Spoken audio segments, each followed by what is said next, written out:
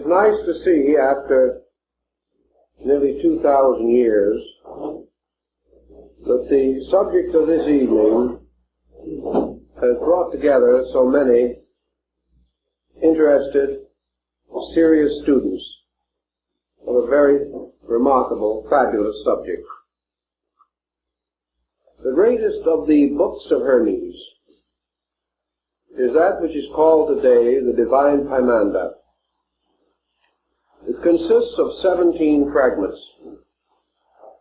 These fragments together cannot be said to form the corpus hermeticum, but they certainly constitute the greatest core of central authority in the Hermetic system.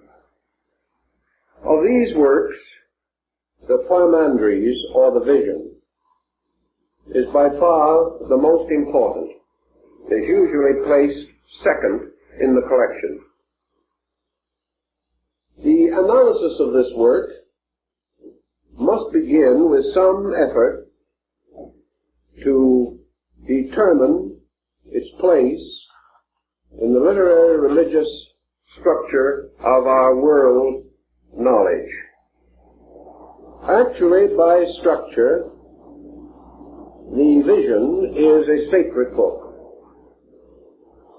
It contains within itself nearly all of the traditional elements of a divine revelation.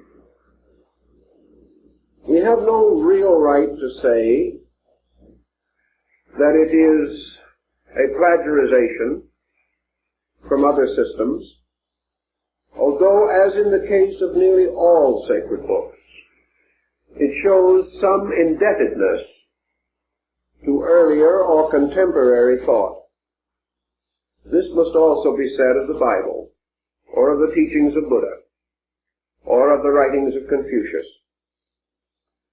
Thus we may say that the Vision not only gives us a firm insight into the Hermetic theory, but also explains clearly why this gradually came to be of unusual interest to chemists, and how it made possible, perhaps, the rise of symbolic alchemy. We know immediately when we approach the book that we are in the presence of something resembling an apocalypse. There is a reminiscent likeness to the vision of Ezekiel, or to other ancient literary and religious fragments. On the other hand, there is also a strange note of uniqueness running through the book. This uniqueness is not in the words, nor necessarily in the word pictures which are produced. It is in the arrangement of other available elements. That these elements existed prior to the production of the Hermetic writings, we cannot doubt. Therefore, it is the sequence into which they are placed.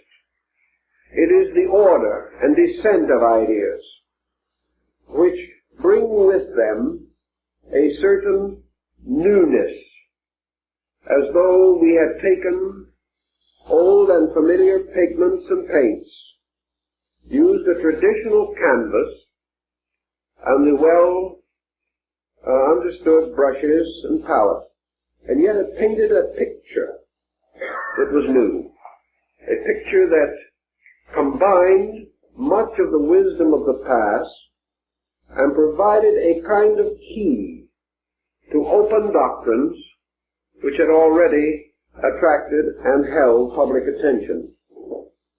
Thus, I think we may say that the Vision represents a kind of key to the great theological mysteries of antiquity. It reduces them to a reasonable and recognizable order. It is a powerful defense of comparative religion, and like the Apocalypse of John, shows that the author or authors had a wide acquaintance with religions apart from the area in which this work is believed to have been produced. In broad structure, therefore, we have this work that has come down to us as the divine vision of Hermes Trismegistus, who is described as a priest of the mysteries of Egypt, and whose writings, according to their own content, bear not the stamp of a man, but the stamp of heaven. And in this work, Hermes is advanced as a prophet, as a minister and missionary of God, as one peculiarly and divinely favored to reveal an essential doctrine to mankind. The work is brief, comparatively, and we can sometimes wonder why it did not gain a greater sphere of influence. In many respects, it has a drama missing in other sacred books. It certainly has a wonderful symbolism which could inspire the minds of many persons to the contemplation of mysteries. Yet through it all, there runs a thread of intellectualism, so broad in its scope, so deep in its implication, that in all probabilities it decreed or destined that the work should have a minority audience, that it could only be understandable by certain types of persons. While it was a wonderful picture story, it was only for a certain kind of minds. These minds were not sufficient in number to integrate around this work the kind of religion or the kind of a common descent of beliefs which we find with simpler, more obvious revelations. The work also brings into focus a number of concepts with which we are becoming increasingly familiar today. One of these is an extension and application of the Platonic concept of archetypes. The term archetype actually occurs in the vision.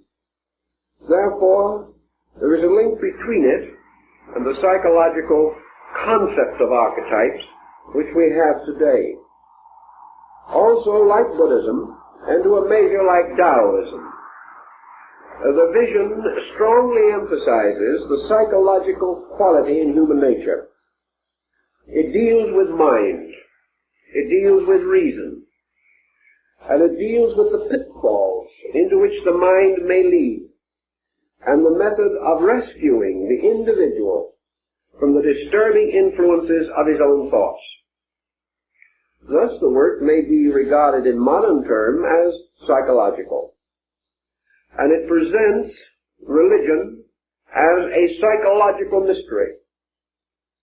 It presents theology not in its traditional or conventional form, but more as a philosophy. And we must assume from the collected product of the Hermetic group that the work was that of a philosophic religious body, in which perhaps philosophy took predominance, but in turn became the instrument for the clarification of spiritual principles.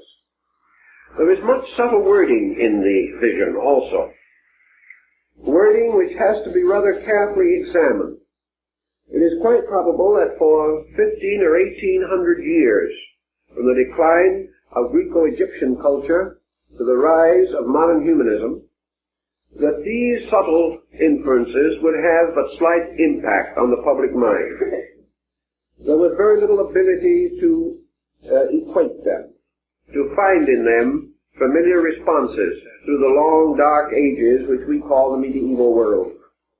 Now, however, we have restored much of the learning which would enable us to give this great dialogue, which it essentially is, its place in our modern world of thought.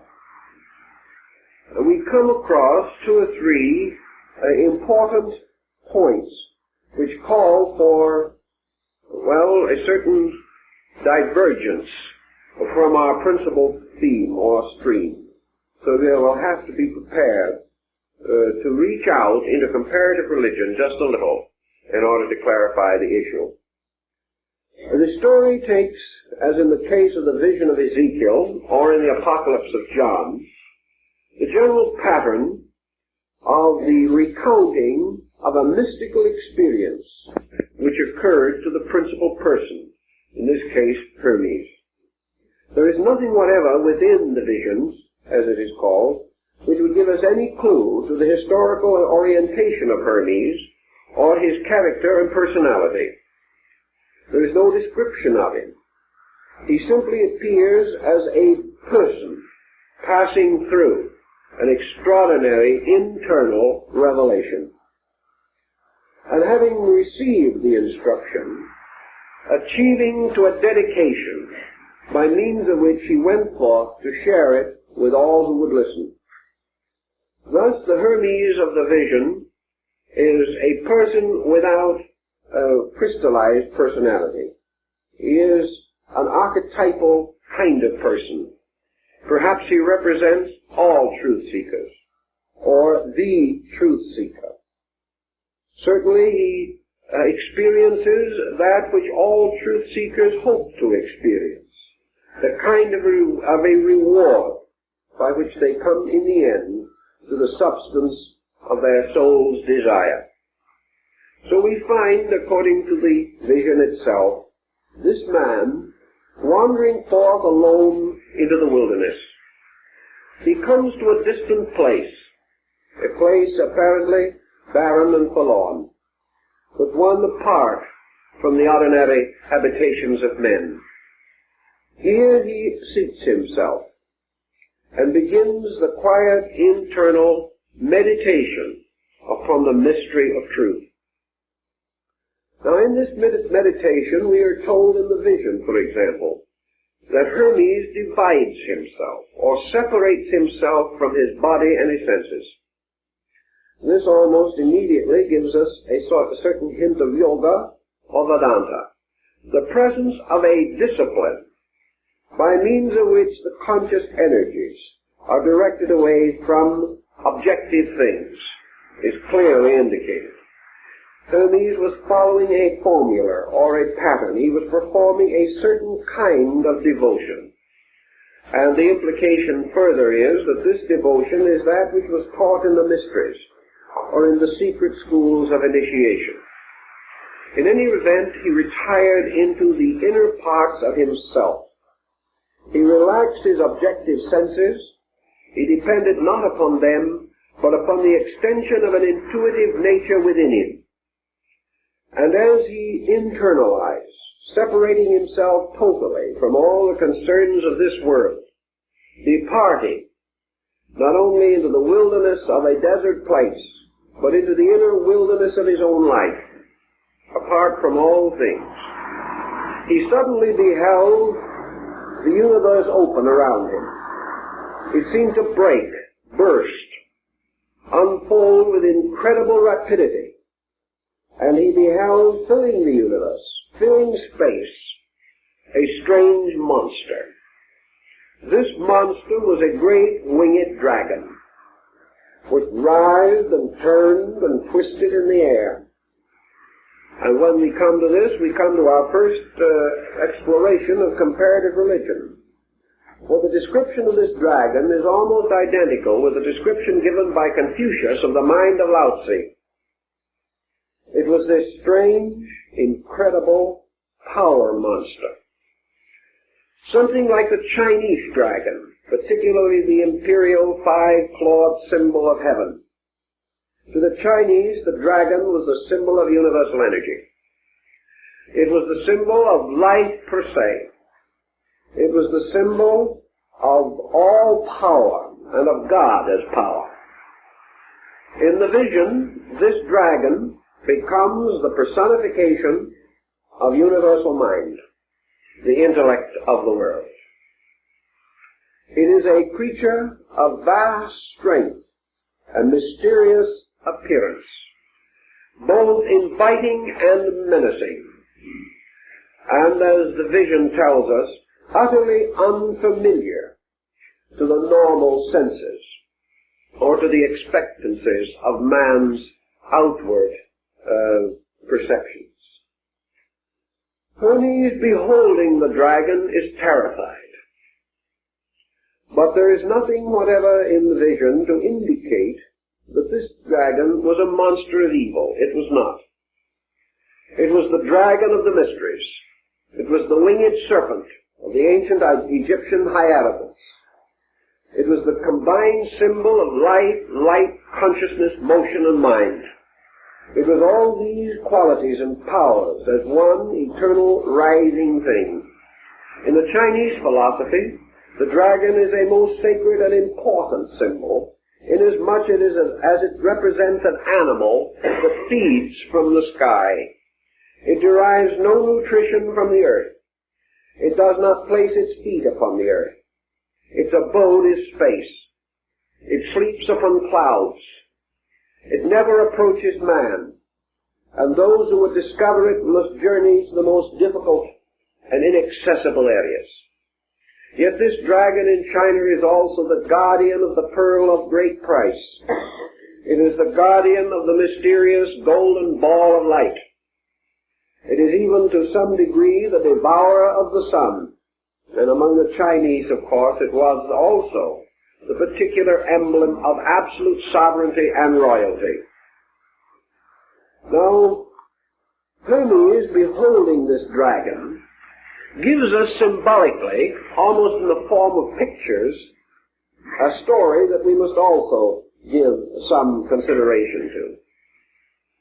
It tells us that the nature of true mind is unknown to man. That what we call the mind is not the mind. That this thing that is really the mind is as incredible as the dragon. That it is utterly beyond our experience. And he tells us in one of the fragments that the mind that we know is not the mind. That what we call the source of thought is simply an aggregate of physical faculties and powers within us. That what we call the thinker is not the thinker. What we call reason is not the reason, with a capital R. What we call the God concept is not the true God concept.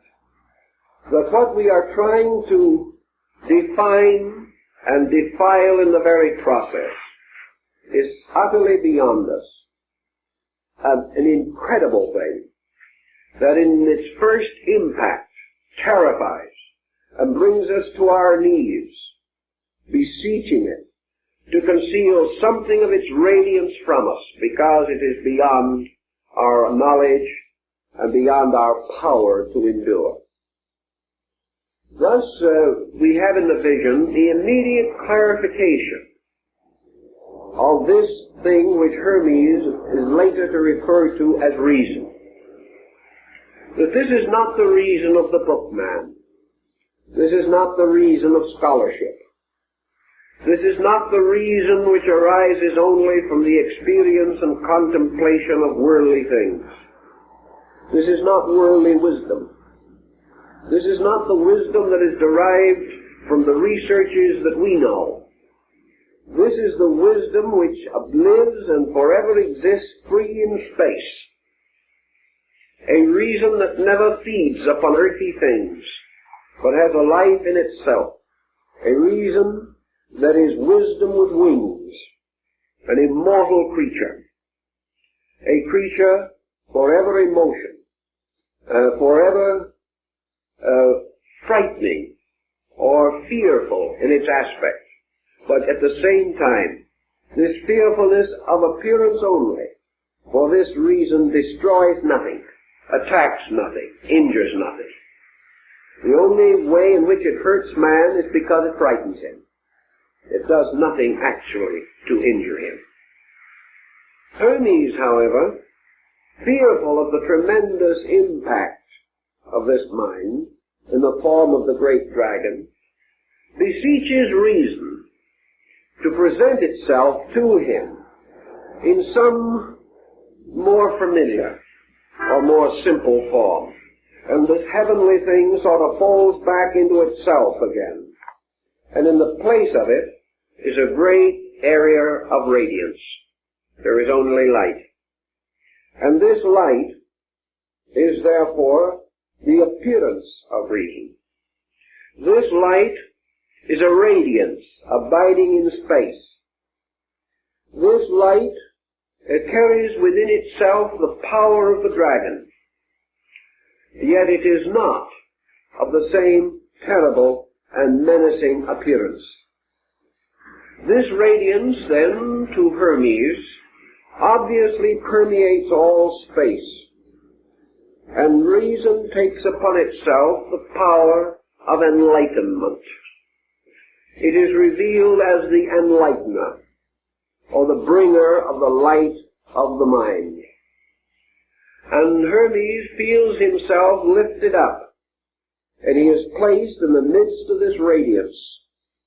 And he stands there, supported only by space and the light, having a foundation in everlastingness, because he is in the substance of light itself.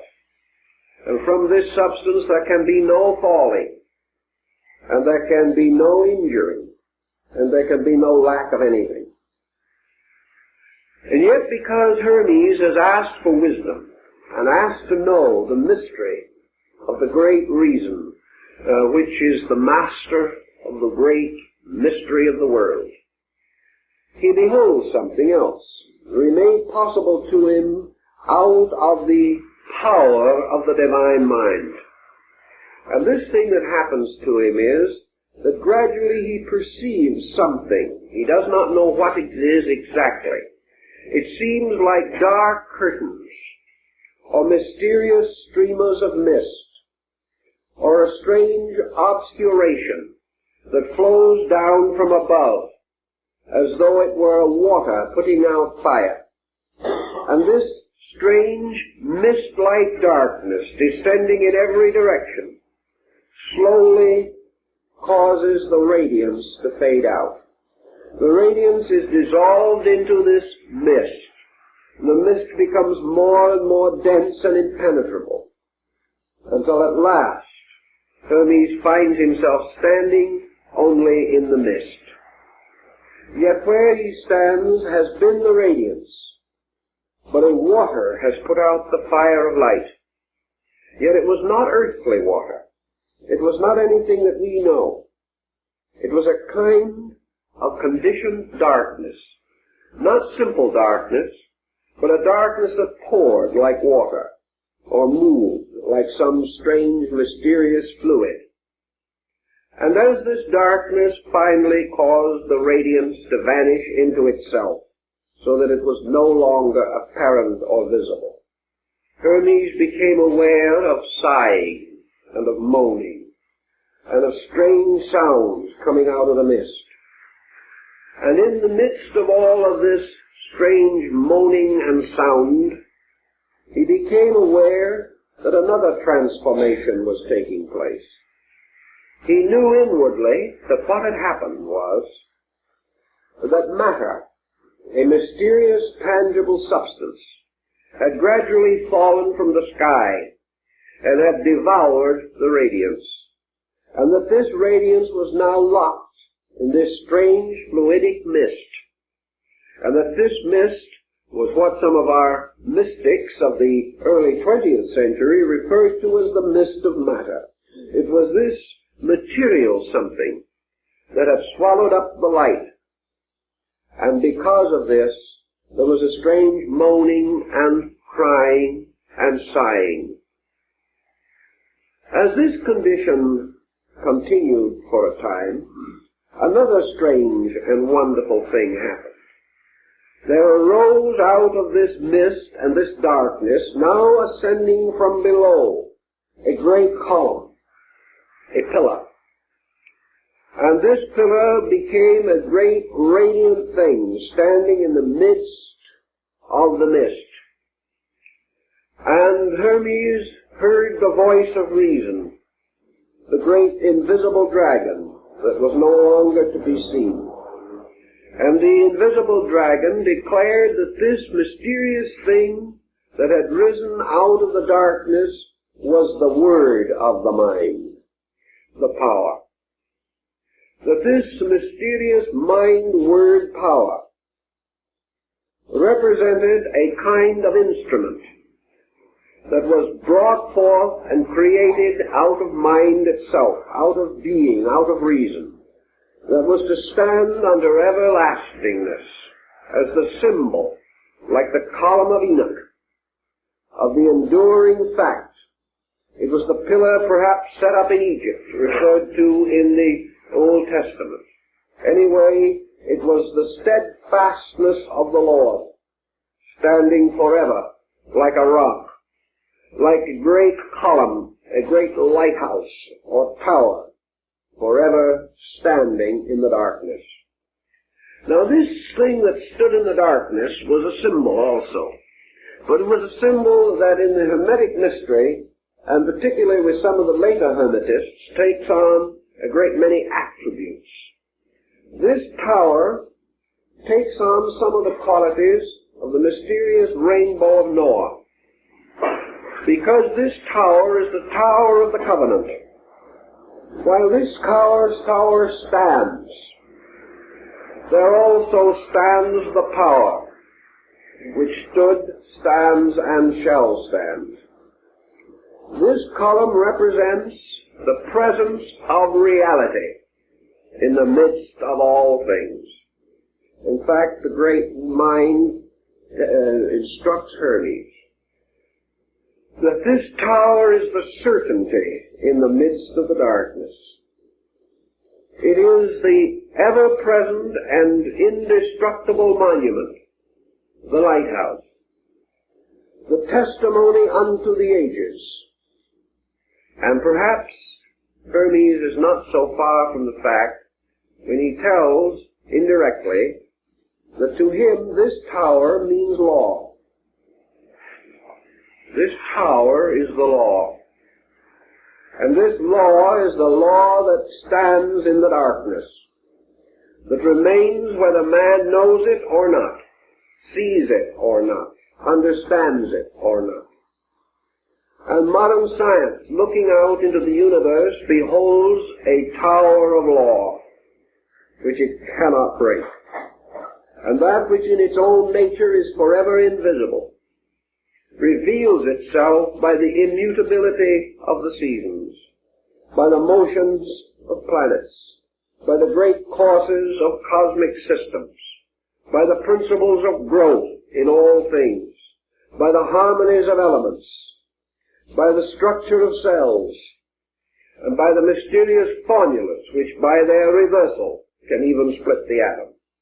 Every one of these things stands as a strange lighthouse in the darkness, bearing witness to the fact that this world in which we live is forever supported and sustained by the single column of the divine will, and that this will is the proof that God cannot, has not, and never will depart from his world, that this principle stands forever. So in the midst of all uncertainty, man searching for truth may detect the presence of these eternal landmarks, these principles and invariable patterns, which impel Lord Bacon to say on one occasion that it is not necessary for God to prove himself by miracles, for his commonest works are in themselves miraculous. This thought perhaps is the principle behind this concept. Certainly it is the column standing as the inevitable, visible, knowable, tangible proof to the eternal power that never ceases, never changes, and can never be destroyed. From this tower then also comes other thinking and other value. For this tower, more or less, bears witness to the power of deity. The strange intangible dragon, which is in a sense reason as universal will, gave place to radiance, which is reason as universal love. This in turn, destroyed by matter, this strange veil of the senses which descends over man's spiritual emotion, gradually dimming these emotions and perverting them. This in turn gives witness to the final manifestation of the invisible, through the immutable structure of a universe upon eternal foundations, and rising as a column out of the darkness. Now the great reason in power of things then further explains that Hermes has beheld the descent of the eternal into the darkness of illusion. That the darkness in the midst of which rises the column is in truth the darkness of mortal mind, which stands in the presence of the column but does not see it, does not know it, does not know how to comprehend it or to realize it. For it is only given to those whom God shall love that they shall look out into chaos and see not chaos, but the rising of the great column of the law. The others are not given to see these things. Now the reason also explains how all this mystery came about. It explains, for example, that the divine mind within itself conjured up archetypes. These archetypes are its own thoughts, and the divine power of mind reason, reflecting upon its own nature, caused to arise within itself thought forms. These thought forms being what the modern psychologists might call the wishful thinking of the infinite. The infinite possessing within itself absolute potential, and with also the power of absolute transformation of potential into potency. The universal mind began to devise out of itself the devisements of itself. It began to project its own eternal reason into the products of reason, fashioning out of itself many patterns as though upon a potter's wheel. And each of these patterns was a magnificent, effulgent blossom of thought. Each of these patterns was a tremendous dynamic symmetry of divine idea. And the eternal mind, having daydreamed these beautiful things within itself, having in its meditation realized that of which it was capable, and having in itself the infinite good, which it could not but wish to express through the perpetual visualization of good things. It is said in the vision that the reason fell in love with its own thought. And because it formed a partnership with its own thought, it descended out of its own nature and became one with its thought. And this descent, or this departure from its own center into the center of its own production, was the first motion. And from this came the supreme illusion, which is existence as we know it. Thus, Hermes goes on to say that illusion always arises from reason falling in love with its own thoughts. That illusion for man is the dedication of the energy of his mind to the service of the productions of that same mind. Therefore, if a man shall have a fear, and shall create a thought, in which this fear is objectified as a pattern, as an impulse, as a design, causing negative attitudes to arise within him, then his reason becomes identical with his own thought. It falls in love with his own idea, or archetype, unites with it, and begins to serve this idea rather than the truth. Wherever this occurs, negative habits set in, and man loses his own center, becoming the servant of thought, and forgets that every thought is a production of himself. Therefore, that the service of his thought is merely the service of a lesser part of his own nature.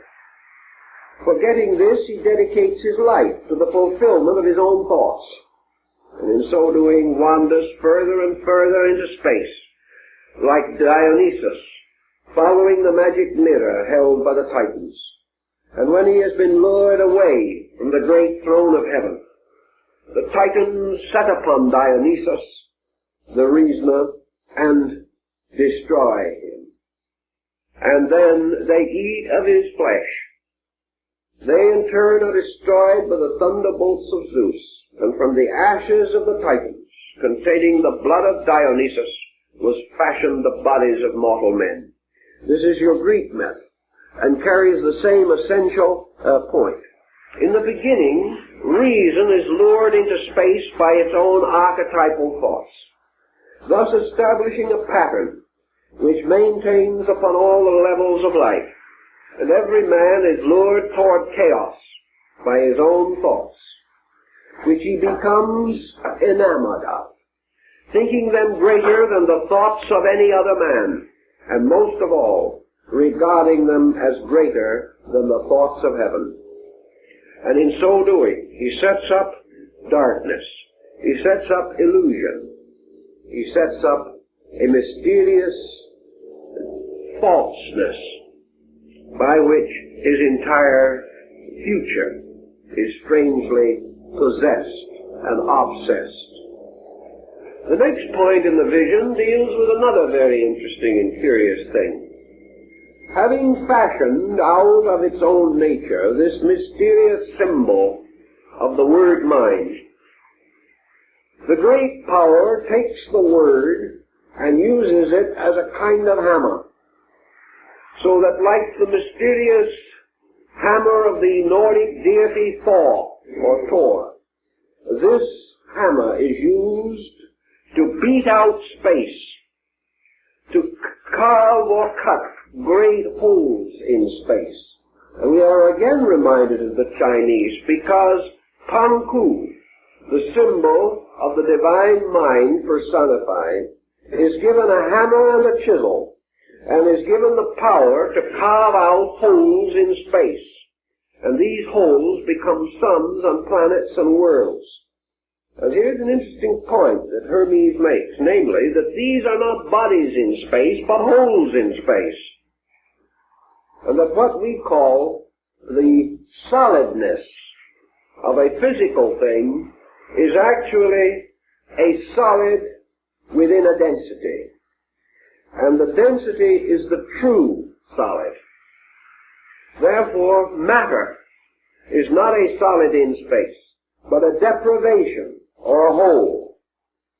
And density, which is space itself, life itself, the divine mind itself, finds its own productions as small areas of negation within its own nature, rather than forms or structures more positive than itself.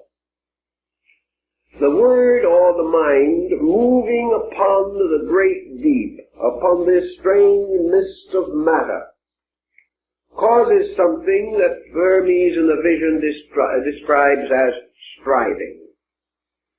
Therefore, here we have an alchemical principle of motion releasing fire. We have motion as friction. And out of the motion of the will in the form of the hammer, or in the form of the active agent, we find there emerging out of space the 7 children of friction, called by Hermes the sons of striving.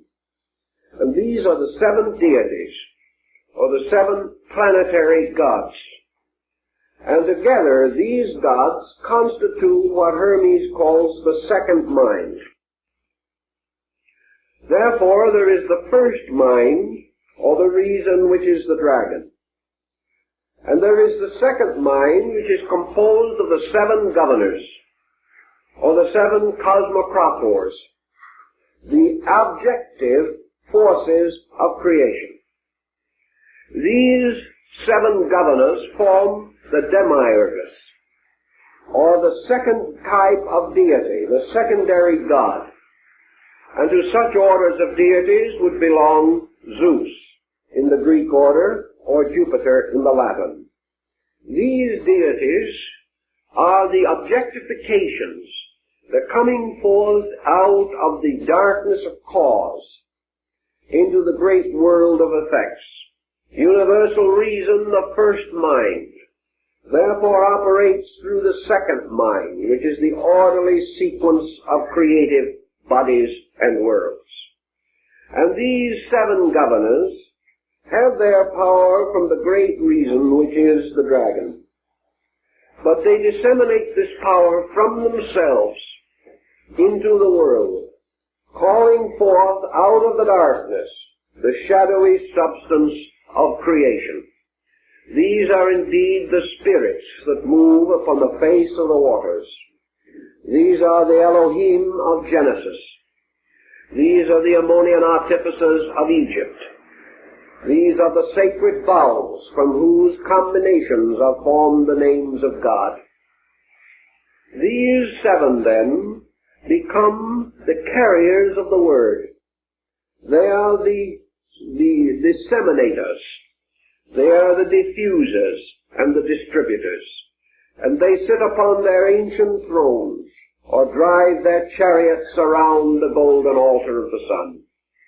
We have, therefore, now the concept of the emergence of a universe, of a solar system, or of a power.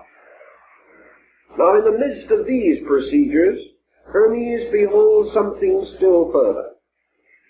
He beholds, rising out of the deepness and darkness of things, Anthropos, the divine man. Anthropos seems to stand in the midst of all things. He appears to stand as an isolated and lonely creation, as Goethe says, twixt heaven and earth dominion wielding. This is the mysterious, primordial, archetypal, universal man. This is the total man. This mysterious great man of the Zohar, who stands with his head in the heavens, one foot upon the earth and the other upon the oceans. This is the great macrocosmic man. And this man, in the Hermetic doctrine, is the one and only begotten Son of the Father. And this is the man that stands forth as Anthropos, the man which is the son of the mind, the son of reason, in whose nature have been gathered all of the celestial elements. For this man is the final and most perfect of the archetypal projections of the mind of the Creator. This man, therefore, is that being made and fashioned in the image of the reason of God.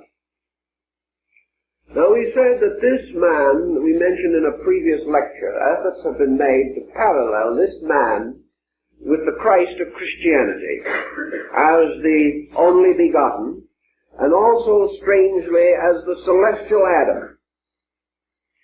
This power, which is also found in the writings of Bami and is symbolized by an upright, light letter A, even as the relapsed Adam is represented by a black letter A. This celestial man, however, is not truly a Christian figure. This does not mean that it is opposed to Christianity. But it cannot be said that this archetypal man of Hermes is simply patterned upon the Christ concept. Nor could it be safely said that the Christ concept could have been patterned upon this. It stands apart. For this man, fashioned by the Father, is truly the Redeemer of the world. It is truly the creature that was made to be proprietor over all things. It was this creature that was given the right to be a citizen in space, to wander from star to star, to gather experience in the great meadows of the constellations. This great man, this mysterious shadowy archetype, was a perfect, magnificent, heroic creature, almost in itself a god, yet a product of a god. And into this archetype, all of the essentials and essences of the divine nature were united, so that truly it was the noblest work of the Creator, and was really a kind of projection of himself. There may be a parallel to this in the idea of Osiris being reborn in his own son Horus. For it was through this great man or universal being which it had fashioned that reason came into its perfect rulership over matter, because this archetypal being was virtuous, gracious, full of light and wisdom, defective in nothing, deficient in nothing, because within it were all the potentials and powers of the eternal reason. Thus, in a way, eternal reason is consummated in the concept of archetypal human reason. Not the reason of the schoolman, but the reason of the internal intuitive being. For this being was not embodied. It was simply a great design, a great living archetype. Into this archetype, however, the Creator placed not only the tremendous potential of its own being, but it placed therein also the peculiar habit of itself, namely the habit of daydreaming. This creature, like its father, could project thoughts from its own mind.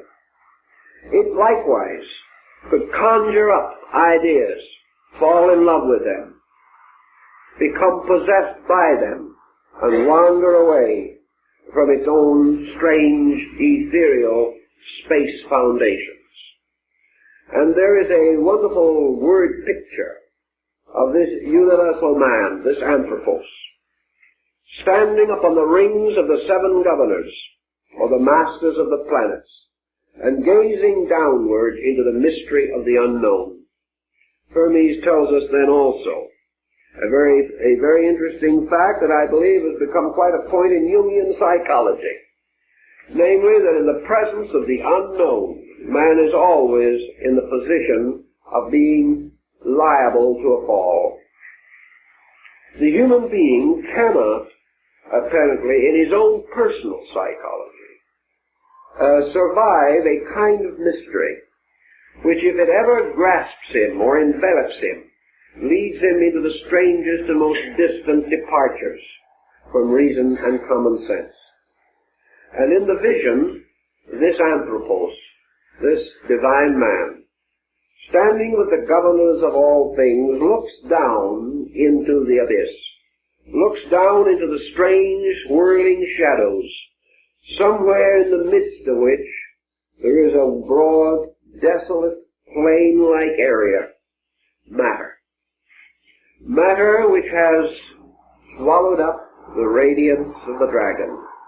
Matter, all of the atoms of which are seminal with God, filled with the seed of God, filled with the power to bring forth dragons of themselves, filled with life, this life being more or less than the thought of reason, the eternal thought of the eternal thinker. And then the Pymander shows a certain indebtedness to Greek mythology. For this anthropos, this heavenly man, gazing down into the abyss, gazes as though into the depths of a still pool, or upon the surface of a burnished mirror. And looking down into the abyss, he is like Narcissus in the Greek legend. He sees, looking back up at him, a strange shadowy likeness of himself. This is the projection of his own thought in the daydream of creation.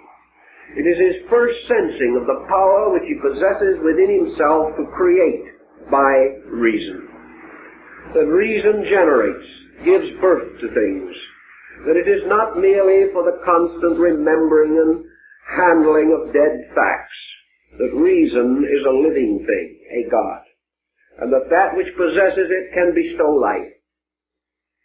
And this anthropos, looking down, becomes enamored of its own mysterious reflection, and descends or hurls itself from the ring of the governors down into the darkness of the underworld. It goes not because of sin, it goes rather because of fascination.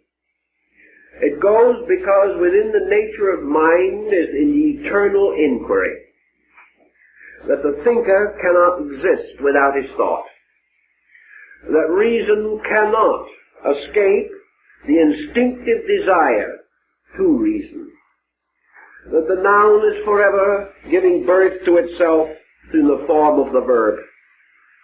Therefore, that the thinker without a labor is inconceivable. An existence which does not seek to solve the mystery of itself is inconceivable. And an existence that is not fascinated by the projected shadows of its own creation is also inconceivable.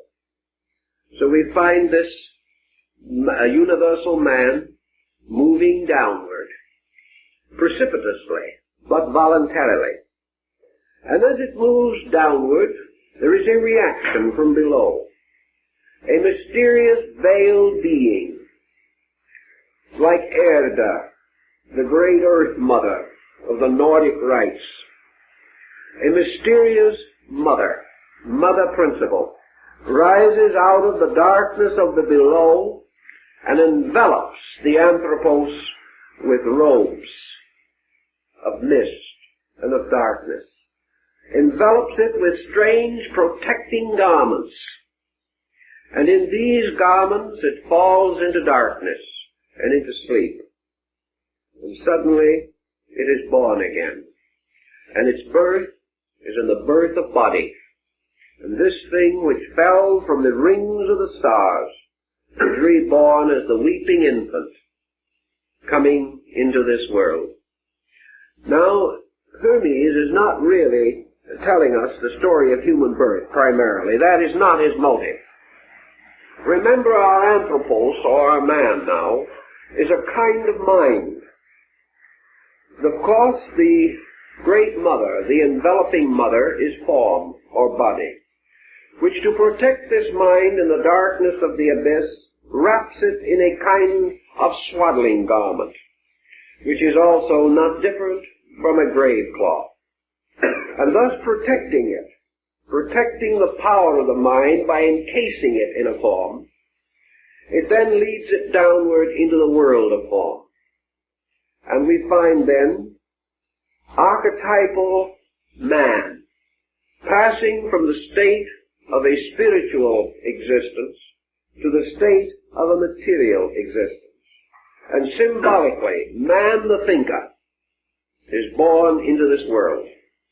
Man not as a person, but as an instrument of reason. Man as a projection of the Father. Man really is the wish fulfillment of the eternal. Man as reason, exploring the darkness of the field of its own thought. So what has actually happened now is that the dragon, having projected the archetype of creation, creates an instrument by means of which it can move into its own archetype. This instrument is archetypal man, the symbol of Manus, the mind thinker. And taking upon itself the likeness of its own mind, it moves into its thought, falls with it into nature or into matter, and comes forth as embodied reason. This embodied reason is a strange thing, for it has a tremendous invisible and a comparatively limited visibility. This creature, wrapped in cloths and robes, is almost incapable of motion. It has lost all memory, as in the famous Gnostic hymn of the Robe of Glory. It has lost all memory of its own origin. It has, however, come into existence with a spark, and this spark is the seed of reason. And it is this seed of reason without which no thing can be created, and which is intrinsic in every atom, every electron, every indivisible, ultimate, minute particle of energy or substance. Every one of these contains the seminal reason of the infinite, contains the seed of eternal truth. This mind, then, coming forth and becoming the archetypal material man, becomes the parallel of the Adam Kadmon of the Kabbalists. For this is the Adam made of the red earth. This is the Adam whose nature is outwardly earthy, but whose inward parts still belong in and to heaven. Now this man, or this eternal power, this wonderful anthropos, has stood upon the rings of the seven governors, and descending into the darkness of material obscuration, has brought not only with it the power of the divine reason, but also brings with it the powers of the seven governors. These seven governors being the active agencies by means of which reason is served, by which reason projects its purposes, and by which reason is gradually brought into orientation in the material universe. Thus we find in the Poimanda, or the Great Vision, that Hermes describes a multiplication of this primordial man, having become absorbed into the mystery of material diffusion. This man becomes seven men, multiplying itself according to the mysterious powers of the guardians, or the governors of the world. And therefore the archetypal man, now embodied, but although embodied, not obvious to us, for we see no giant standing with its head in the sky, this becomes a totality which is broken up within itself to produce the seven men. Now it is pretty obvious that Hermes is now telling us the story of the archetypal man by which we shall say humanity, the totality, humanity as one. Later, by the action of the differentiation of the seven governors, we find the one man as humanity, a reversal of position. So out of the one man come the seven androgynous male-female beings. And these, in the Hermetic tradition, represent the seven races. They are the seven differentiations by means of which humanity can be variously distinguished into levels. And each of the races, therefore, is an embodiment of the power of one of the seven guardians sitting upon the circle of the stars, and the infinite progression of things. And these generations are reflected as the gradual individualization of the power of reason. Each of these seeds develops within its own nature its own individuality. For the symbol of the anthropos, or the universal man, is the symbol of individuality rising in the universality of divine reason. So out of all of this comes the mortal mind, mortal reason, the human thought, the human projection of its own thought purpose. And the result of all of this combines to produce individuality. And the final statement of individuality, I, or selfness. And this I is a pillar set up in the soul of man, just exactly like the great column was set up in space. And this pillar of selfhood, or selfness, becomes man's great center of assurance. It becomes the mysterious axis tree upon which turns the entire wheel of his existence. And it is this same wheel which, as Buddha taught, he clings to so desperately in the cycle of transmigratory existence. So there is an eye, a column set up in the soul, which to each individual becomes the peculiar symbol of his godhood. But this symbol of his godhood is a strange and illusionary thing, and in the pursuit of it, man passes into a constant procedure of separation, segregation, division, further division, until finally, out of the one comes the circumference of ultimate diversity. And while the eyes shine like little stars, matter becomes an incredible area of selfnesses. And these form a new kind of matter, which is interesting and curious in itself. For just as the earth is made up of an infinite number of small material particles, so what we call culture, civilization, the vast area of human project, is composed of a kind of substance made up of an infinite number of selfnesses grouped together to form structures. These structures we may call economic, political, religious, artistic. They become schools and sects and creeds.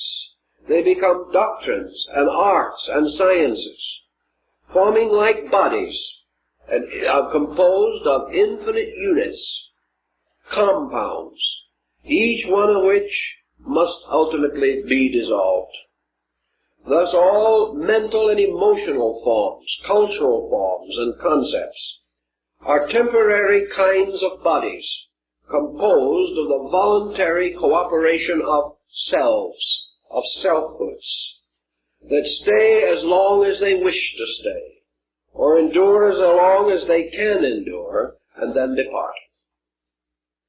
So we have another interesting level, namely the self, iota, the ego, is the column set up in the midst of our own natures, by which we seem to see or feel the presence of a tremendous and enduring power. But this power is purely symbolical. Hermes then beseeches the great mind, reason, which is the eternal dragon, to reveal to him something more. He has now learned of how Leviathan, this dragon, gathering unto itself a third of the stars of the heavens, carried them forth into the abyss. We have, again, a biblical parallel. Now, according to Hermes, comes the greater mystery of it all. How this infinite number of separate I-nesses shall finally be reconciled. How from the base metals and substances of nature, the infinite mind shall be rescued and restored and revived. And reason explains to Hermes that all these forms and bodies set up in nature are merely the instruments of its own purpose, and that its purpose is the complete and full discovery of its own unity. Man, in order to experience that which is good, must have certain need, must have desire, and must be capable of the archetypal thought of good. It must have the ultimate archetype of unity in order to experience its own eternal unity. That which is undivided knows not its own unity unless it passes through the experience of apparent diversity and discovers itself. Thus reason, through this vast pageantry and circuit of things, is forever concerned with its ultimate goal, self-discovery. That from the exploration of the not-self, it shall be restored to the equilibrium of the self-knowing. And the great mind, or reason, tells Hermes that the course of this is a vast cycle of which the death of man is a miniature representation or replica.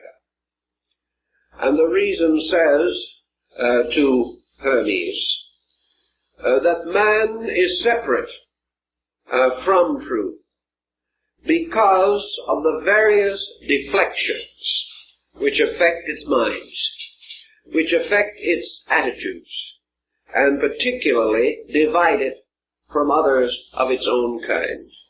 The formula for regeneration as set forth in the vision is almost completely Buddhistic. But it is not certain that it was brought from India, although it is possible that it could have been, because the doctrine of Buddhism had been well established in Asia for 450 years before the probable date of the compilation of the Paimanda. In any event, this pattern, perhaps supported by the Babylonian account of the adventure of Ishtar at the seven gates, certainly gives us a clue to what we want. The soul passing out of the body at death, therefore proceeds toward the goal of liberation. What is death to the body is achieved by a certain disenchantment of the mind. Thus, as body must die to release its occupant, so illusion must die in order that the truth content in reason may rise victorious over error. Here again is a strong psychological position.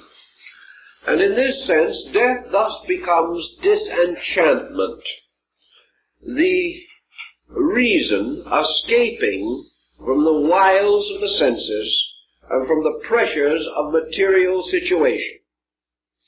We have something a little reminiscent also of the Parzival legend, and the young prince in his experiences in the enchanted garden of Klingsor, the black magician.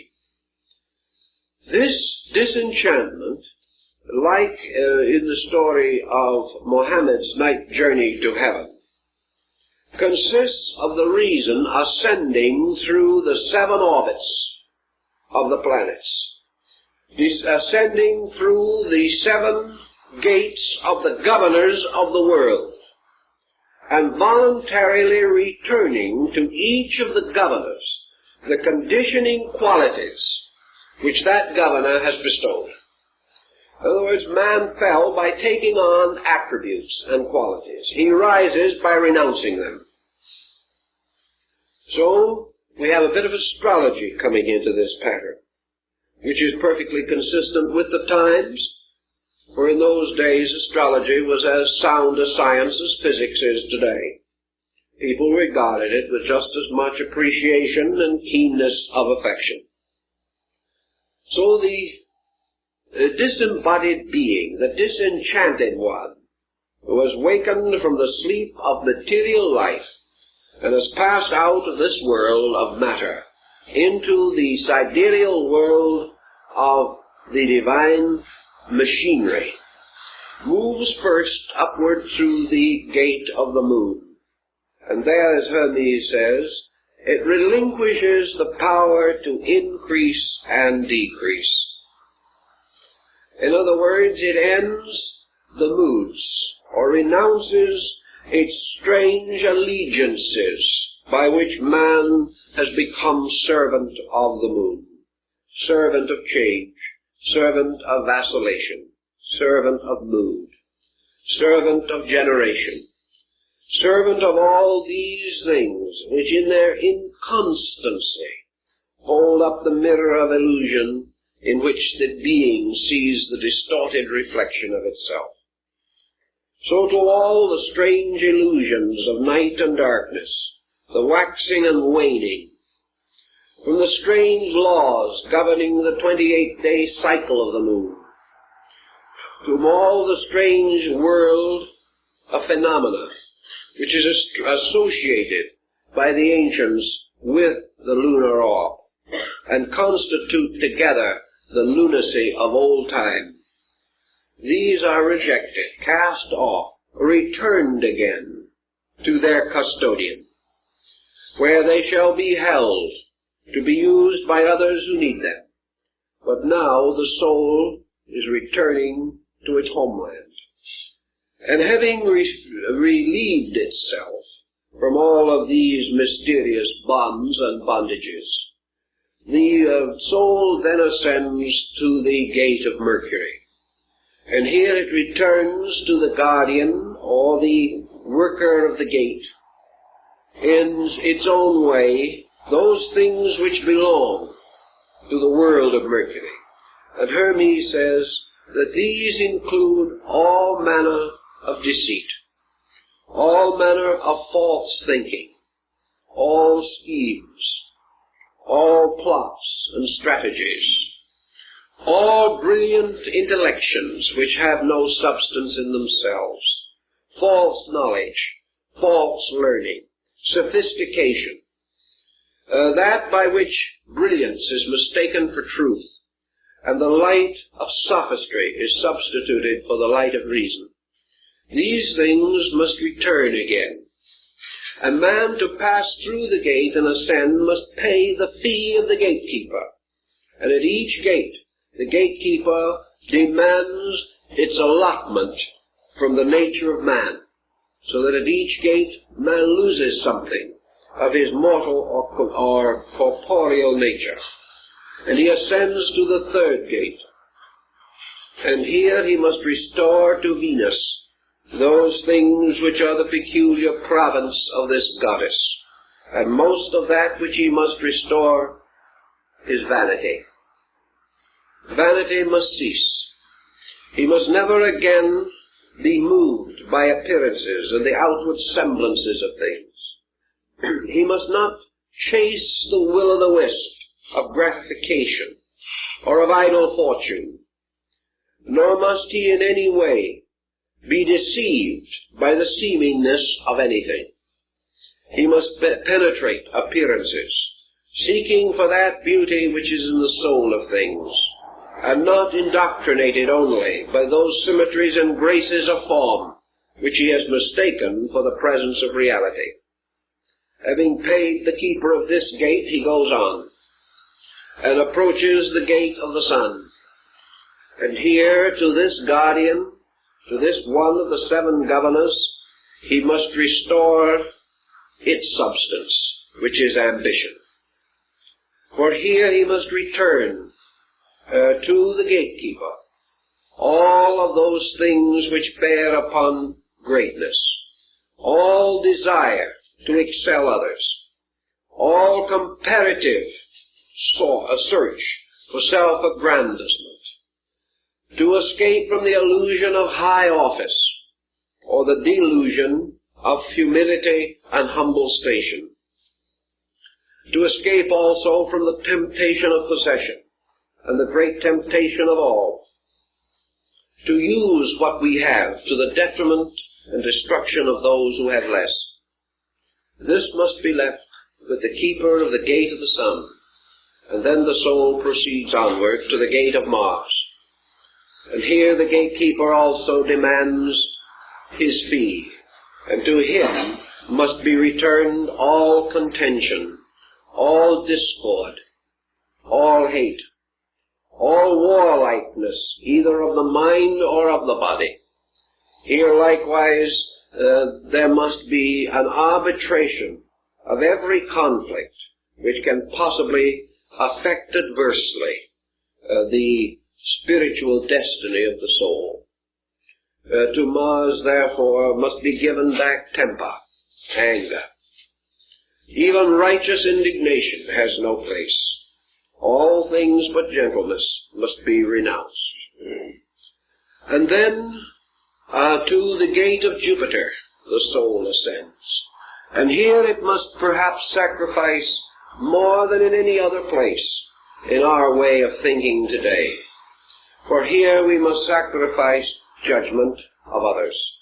Here we must sacrifice the type of thinking which many people regard as philosophical.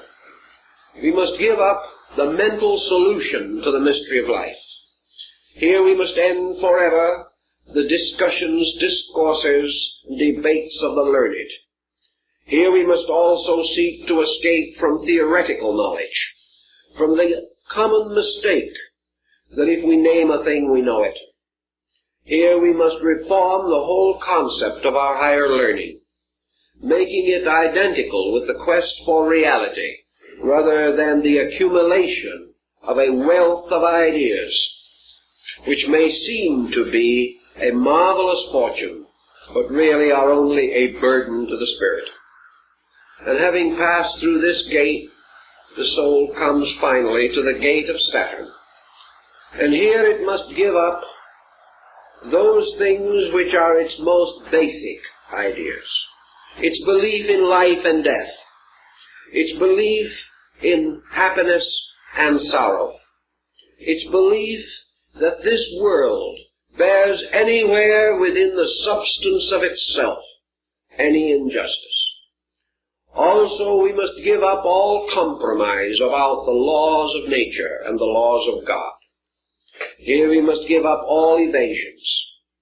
We must give up everything which seems to point to the permanence of our illusionary state, so that indeed, from the gravity of this planet, we have gained a gravity which holds us down, and we must return it, so that we are once more free of motion, that we move with the moment, that we master the mystery of time, that we overcome forever past, present, and future in ourselves, becoming now not only bodiless, but timeless, dwelling in space. And having so done, according to the old beliefs, we were returned again to the infinite, from the strange whirling rings of Saturn. And the soul which has ascended above the seven governors then enters into what Hermes calls the blessed state of the eighth sphere. This eighth sphere, which in the old astronomical system corresponded with the empyrean, or the abode of the angels, or the abode of blessed spirits, was also the sphere of the fixed stars.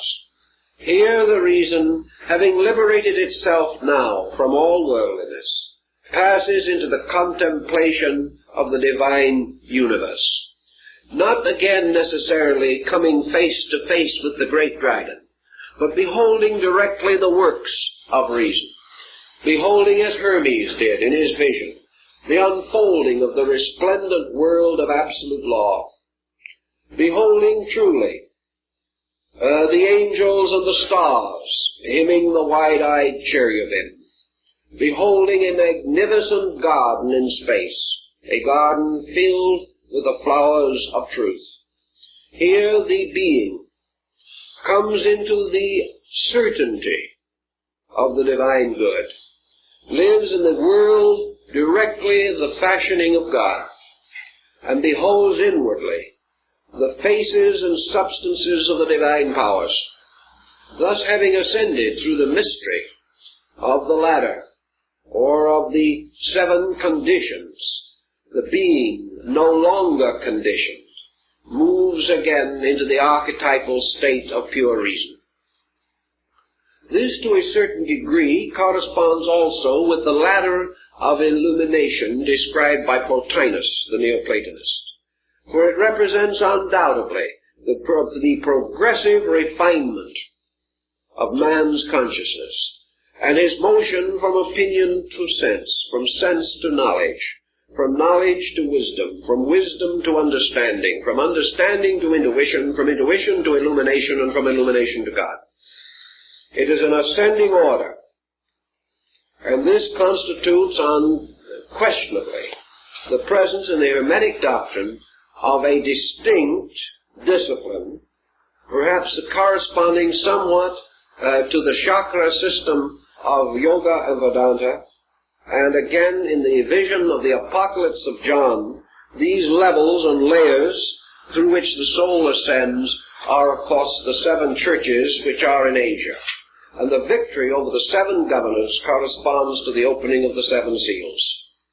These analogies and parallels bring us again, finally, to the contemplation of released or illumined reason.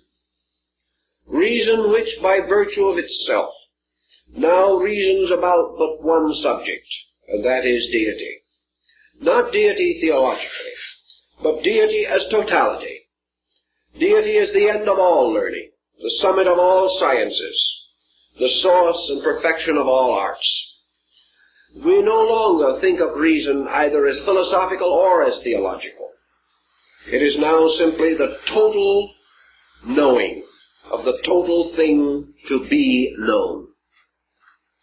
Hermes, having received this part of the revelation, brings to us another interesting situation for us to consider. He asks the great mind, the great reason, the dragon, something about the nature of the expectancies and hopes of mankind about all this. He knows, and perhaps has already been told, because the original sequence of the verses or sections of the vision is not really known. He anticipates, at least, that he is about to set forth upon the ministry of service, that he is to bring the message of the great dragon, that he is to become the instrument for reason, that truly it is not himself but the divine reason in him which is to speak. And he asks naturally, to whom shall the reason speak, and who shall understand the reason? How shall this strange ministry be promulgated? And the dragon answers him very, very definitely, but of course, as always in these cases, a dogmatic way which is not clearly practical, at least not in its first presentation. First of all, the reason assures Hermes that the secret of the final liberation of all things is that the same reason which in its substance overshadows and permeates is also the same reason which in its fragments, divided and embodied, must accept the doctrine. Thus reason speaks only to itself. It speaks from the total appearance of itself to the diversified appearance of itself. And because every germ of life contains the seed of reason, this seed can be restored, it can be released, can ultimately be raised from the darkness of its ignorance to an abiding in eternal light. However, this reason, in the case of mankind, is deeply buried and hidden within the structure of mortality. It is obscured, punished, almost destroyed by the senses. It has slight, if any, opportunity in the confusion of our outward living to achieve its proper and purposeful end.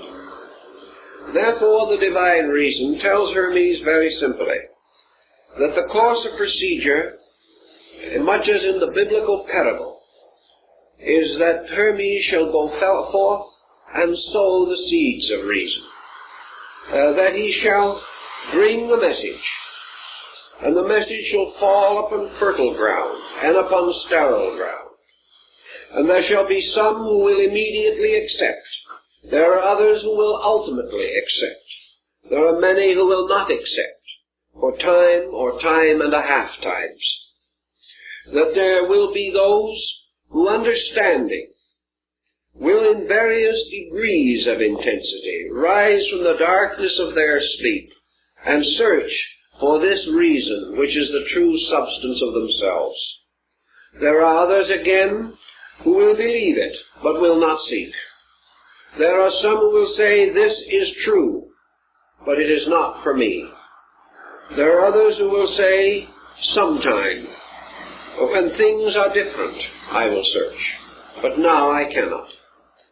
There are others still who will say, I would like to search, but my worldliness is stronger than my faith. Therefore I shall cling to that which I know. At some time, perhaps, I shall know more. All kinds of humanity. And there are some who shall blaspheme the reason, shall deny that it exists, and say that man comes out of the earth and will return to it, and that is all.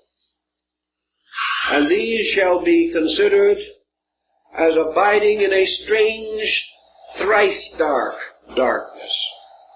For they are not only without the light, but they are without the vision of the need of the light, and they are without the possibility of the hope of the light. These different beings will variously react, and some may turn upon Hermes and injure him. Some will ridicule him. Some may attempt to destroy him. Others will pass him by and ignore him, and a few will listen. More will argue, and some in turn will attempt to convert him to their ways.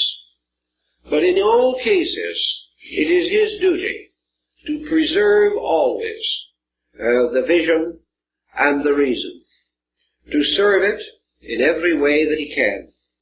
And if it shall happen that a man shall not come to know the reason of the world, because the voice of Hermes has not reached him, or the voice of other prophets sent by God have not come to him, or men have so diluted the words of the prophets that they can no longer guide their lives by the ancient ways, these men are not lost. They are not destroyed, nor is there for them any great and eternal evil. They shall simply at death go to sleep. And they shall sleep, and they shall move in their sleep through the gates and the keepers of the gates. And in their sleeping they shall pay no fee, and they shall return nothing to the keeper of the gates. And they shall return again into the great eighth sphere, but they shall sleep. And they shall sleep through the mystery of this, and in their sleeping they shall float into the sphere of the stars. And in the sphere of the stars is a river, flowing forever, which is called by us the river of stars, the Milky Way. And this Milky Way is the nurse of little souls, and it nourishes them out of the milk of life. And when the souls reach this, they shall enter upon the stream as little ships upon a river, and they shall float, and float, and float. They shall float back again, down into the world, and be born again. And so they shall float back into the dream, and into the illusion from which they have never awakened. And they shall rest for a little time among the stars, and then they shall be born again in this world. And they shall keep on this cycle until they awaken. For they cannot be released until consciously and voluntarily they return to the seven guardians, the fees of the payment of the seven spheres. This, Hermes is told by the eternal reason, is not because God loves or hates, because God punishes or rewards. For there is nothing that God could hate but himself, nothing he can reward but himself. There is nothing that he can say, well done, to, except the doing of himself. There is no way in which a part of himself can be lost to himself, for he is all and he is forever. Therefore this great cycle goes on, not by fear, not by hate, not by punishment, nor by reward, but because it is under the mysterious axis which is called the spindle of necessity, upon which all things turn. And these are the roads and the ways and the machineries by means of which the divine power fulfills its own work. They are the functions of its body, just as circulation and assimilation and excretion are functions of the mortal body of man. And because the rotations and revolutions of the bloods and fluids of the body maintain the body, so the mutations and revolutions of beings maintain the vast circulation of that infinite one, who alone is the essential substance of things. Thus this great procedure is function. It is the proper and inevitable way in which growth perfects its own mystery. and by means of which all archetype is fulfilled.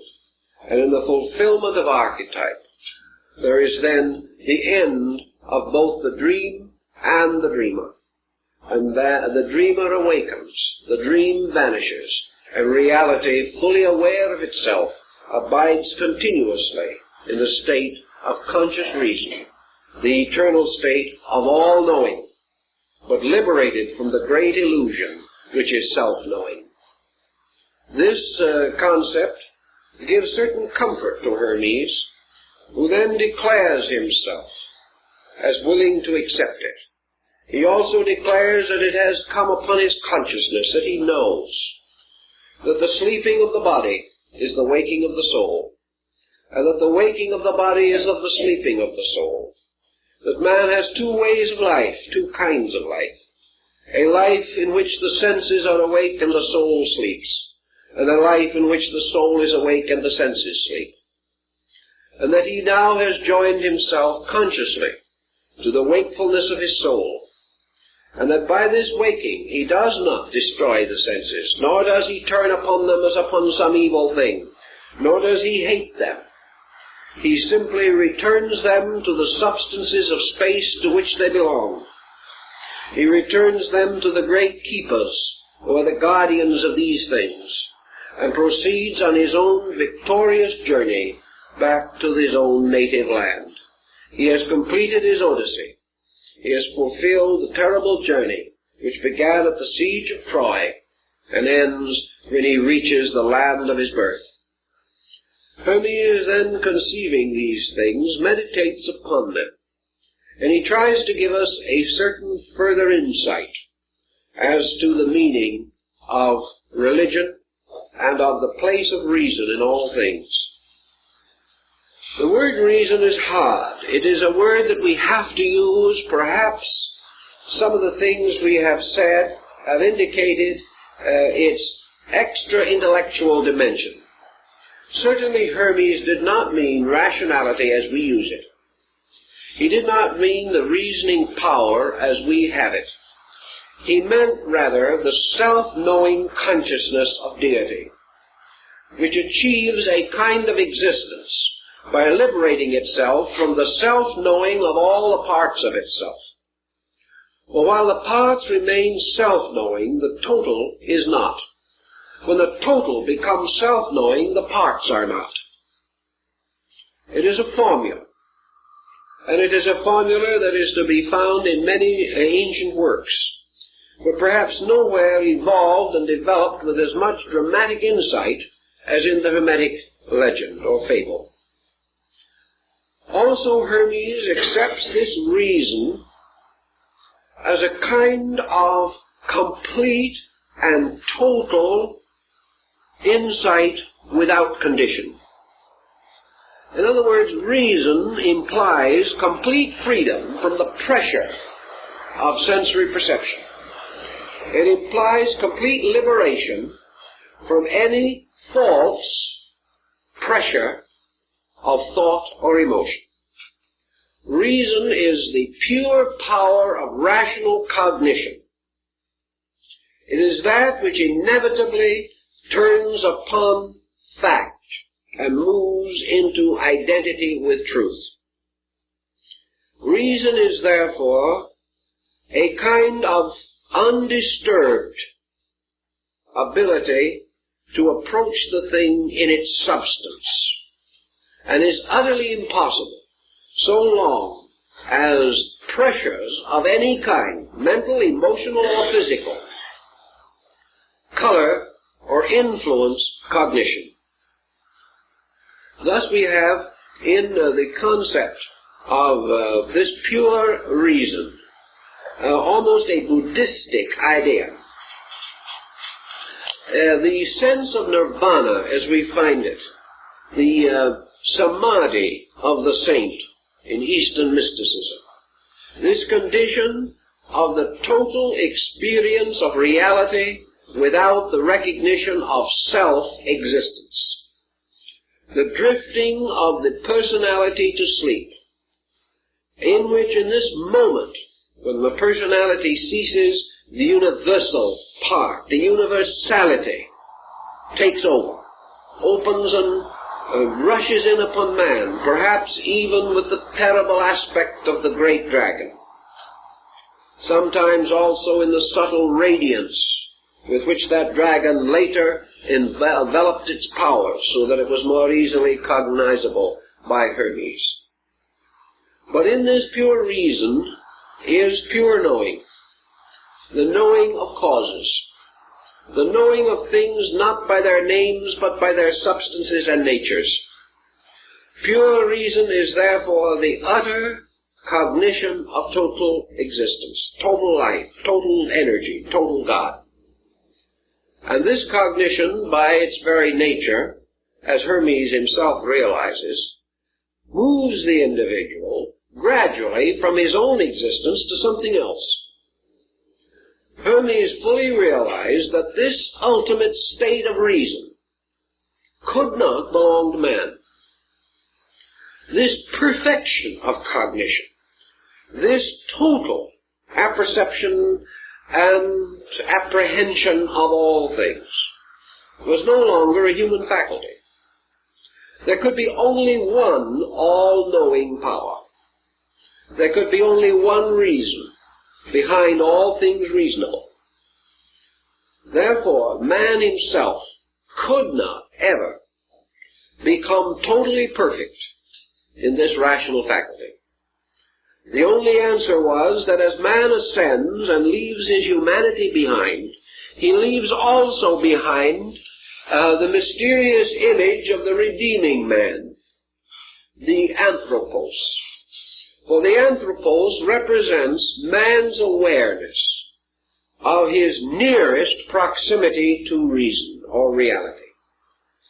Thus the anthropos represents the extreme of conscious learning, conscious wisdom, conscious understanding. It is the highest state in which a being can contemplate its own source. Therefore it stands above the circle of the worlds. It stands as the only begotten. It is selfhood, the only born of the selfless. Man, therefore, can attain, perhaps, to an heroic state, for the hero of the Greek is the anthropos of Hermes.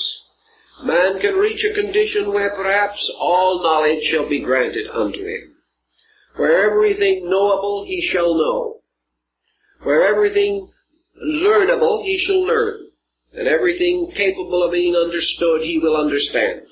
But when he attains that, he stands on the borders of space. He stands gazing out upon the final expanse of actual participation, identification, by means of which all things observed and contemplated have their intervals removed. This man cannot achieve by his own reason.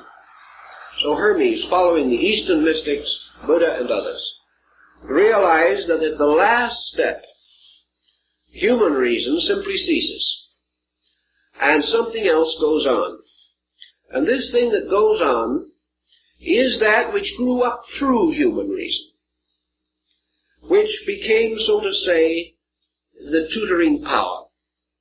For as man brings forth his children and raises them to their maturity, man likewise within himself brings forth his reason, educates it, directs it, disciplines it, and brings it to its maturity. But when his child is mature, that child no longer belongs to him, but has a life of itself in time and eternity. He has been only the custodian, the guardian of something he could never own. This is Hermes' concept of reason. Namely, that this reason which man disciplines, tutors, and uses for so many diverse purposes was never his own, and can never be his own. By means of the cultivation of it, he gains certain joys, certain experiences, certain opportunities. But as he shares the companionship of his children in their growing years, only to have them leave him when they reach their own majority, so reason having attained its majority, leaves man and goes back to God. It carries with it that part of man which is by a strange spiritual heredity associated with reason. It more or less carries back the only thing that is left of man by that time, and that is his own reason. But his own reason, leaving the world behind, leaves its own selfhood behind, and becomes again universal reason. So as Hermes is told by the great mind, or the great dragon, the only reason a man can be saved is because the divine reason is in him, that it cannot be taken from him. He may conceal it, and if he shall rise against this reason with all of the skill and bitterness of his own disillusionments, if he shall become like a fallen angel, a rebel in space, so that he raises his hand against heaven to destroy it, though he deny heaven, though he deny God, though he deny reason, though he lock himself for 1,000 lives within the small circle of his own contempt, he can do nothing. This reason cannot die. He must ultimately join all that has gone before and walk the path that all others have followed. For this reason will never die, will never rest, will never surrender itself. It will survive all antagonism and all resistance, and will ultimately proceed to its own source, drawn by the power of itself, which is greater than the power of the whole world put together. Therefore nothing can ultimately fail, for things can be unreasonably and unnecessarily delayed. What is the objection to delay if men want it? The universal reason says, the objection to delay is man's objection to the consequence of delay. The individual, in his own objecting, becomes miserable. The individual, burdened with the results of illusion in his own character, comes under pain, suffering, misery, and loss. As in the philosophy of Buddha, man passes under the keeping of suffering. He must pass through all causations and consequences due to his own ineptitudes. Therefore, the way of reason is the way of peace. It is the way of release from obstacle. It is the natural and proper way that a man should go. It is perfectly proper that a parent shall raise the child. It is perfectly proper that it shall guard it and educate it and bring it through many dangerous periods perhaps, and sit by the side of sickness in the night, nursing and praying that the child's life shall be spared. It is also proper that the parent shall enjoy the life of the child and shall look forward to the fullness of that life for the child. But when the child grows up, which is like human reason reaching its majority, the parent, the old body, the personality with its senses and its limitations and restrictions, shall be so selfish as not to release the child, that the parent shall try to dominate the child, shall hold its life beyond the proper time, shall make this child a servant of its own happiness, instead of freeing the child to live a life that was its proper purpose. If, therefore, having brought the child to majority, the parent then continues to press its own will upon the child, then this child's life is damaged. Then there are sorrows for both child and parent, and perhaps the child will rebel, or perhaps the parent will have a broken heart because it has not received the sympathy and understanding which it feels it deserves for having so faithfully reared that child. This is the problem of reason and the mind. When man's mind reaches a point of skill whereby it is capable of sustaining itself and having its own life, it is then the proper purpose that this mind reason should be allowed to grow. Man should not bind it to merely the satisfaction of his senses. He should not overshadow it like the ambitious parrot. Man should not take the life of this free reason and bind it merely to avarice, to selfish personal gain, nor should make this reason the servant only of its senses, of its passions, of its hates and its fears. In so doing, it oppresses the child which it brought up. It refuses to free the reasoning part to fly upward to the sky and to the light according to its natural destiny. Thus man can delay the return of the seed of reason to its eternal ground. But he cannot prevent it, for in time this struggle, this conflict will exhaust the selfishness of man. He cannot go on forever. He cannot be hurt forever. At last, raising his eyes, asking the heavens for pity, he must come face to face with the column of law that rises in the sky, and he must realize that against the eternal will he has struggled in vain, and that his waves breaking against reality are themselves broken, but reality stands unmoved. Thus, in the Return to Reason, Hermes points out that eternal reason, speaking through him, Hermes, gave its message to his disciples, who are also reason. That one speaking to another is one speaking to the same. That everywhere the message goes forth, and it shall come as a ray of light to the sleeping seeds of itself, and they shall burst forth out of the earth, and those who are ready shall follow, and those who are not ready will not follow. This following is of no importance, nor does it have any meaning, because all these things are within the common reason, which is the infinite good. No man should be surprised by the conduct of another, because reason embraces all conduct and understands it, and knows why it is as it is. So those who accept the teachings of the shepherd are not different from those who reject, but those who have accepted have shortened the sorrow of their own journey, and have found their way back. And so Hermes, having seen the nature of his ministry, that his ministry is merely to pass along that road, to teach, and to go his way, realizing always that it is the eternal reason that moves within him, that if he is quiet and at peace, this reason will lead him, and it will make those who know him receive his words, and it will be acceptable to those who are ready, and for the others there must be the silence and the return to the stars. And having more or less put this whole pattern in order in his own consciousness, Hermes then raises his voice to hymn this eternal reason, and his words of praise are the words of the priest. For in this reason he is paying tribute to God, who of all creatures alone is completely reasonable.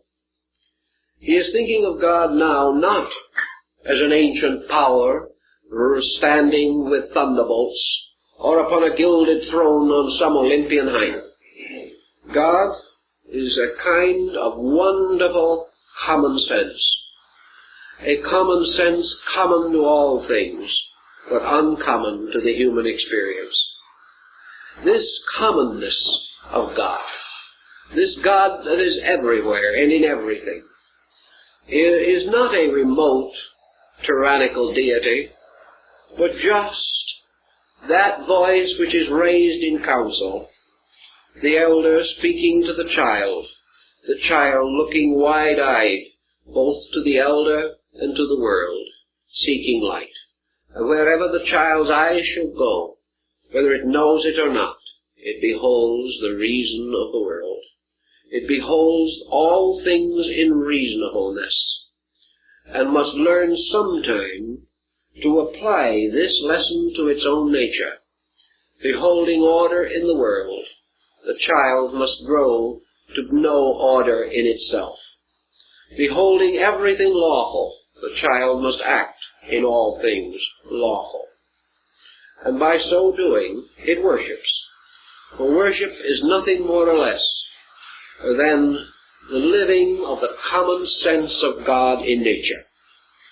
This simple procedure of departing from the complexity of mortal mind into the simple and inevitable motions of the divine mind. At the end of his wonderful discourse, Hermes raises his heart and his mind to the great dragon that is writhing in space. And he says to that dragon, "Eternal reason, the creature which thou hast fashioned in thy wisdom awaits the works that thou wouldst have him do.